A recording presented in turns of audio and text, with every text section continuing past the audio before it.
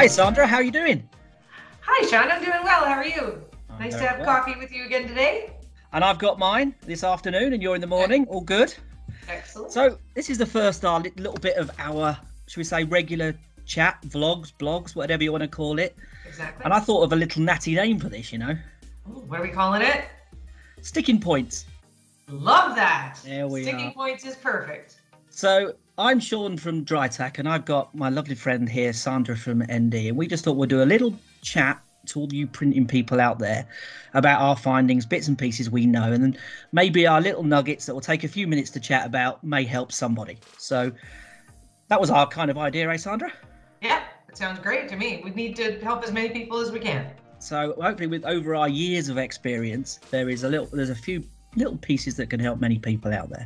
So my thoughts today were, obviously, there's a lot of people in the world that have just bought some machines. They bought various prints and various people, and obviously the most important thing I need to sort of discuss is what kind of things should we print on it? Because obviously you bought a machine, what do you do next? So I think the best place to start, being so I'm from Drytac and you're from ND, is to talk about vinyl.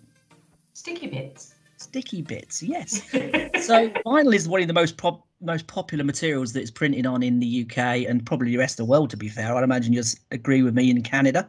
Yes. So obviously the basic points are there is monomeric and there's polymeric. Absolutely there is. And I thought we could tap into your knowledge today, Sandra, and we could have a little chat about the differences and why you would buy monomeric versus polymeric. Okay, excellent. I can take you through that. Oh, look at that. Fantastic. So basically, in my experience, what I've learned is a couple of different things. So for the most part, monomeric and polymeric vinyls are usually produced in the same way, but the ingredients in them are different things. So what I like to do is I like to refer to food because everybody remembers food. And we call monomeric material pizza dough. Ooh, I like pizza. Yeah, I like pizza. I like pizza too. So the reason that we call it pizza dough is that monomeric vinyl, also called calendared vinyl, is a material that is produced, and all of the ingredients that go in it are sort of not as expensive. There's not as many ingredients that go into it, but it's also a very elastic sort of material, very much like pizza dough. So what happens is when you're producing pizza dough, and it's still in its unbaked form, when you roll out the pizza dough, what happens is it stretches out, but then as soon as you lift up the rolling pin, it has a tendency to shrink back in. So very much like pizza dough and the shrinking back in, through the production process, monomeric vinyl always wants to go back to sort of its native form, which is kind of that original ball of material that it started with. So it goes through pinch rollers that essentially take the material and squeeze it out into, say, 54-inch wide rolls. But at some point in time, the memory that's in that material wants to shrink back in a bit. So monomeric vinyl has a tendency to be the thickest of all the materials that are out there. It's going to have the most amount of shrink back, very much like pizza dough, and it's usually the most affordable. It is, however, very multi-purpose. You can do a lot of different things with it. So it's usually the place that everybody starts because it's the most cost-effective. Absolutely. I mean, monomeric, although it has some disadvantages, has a lot of advantages for short-term stuff, which is absolutely perfect for.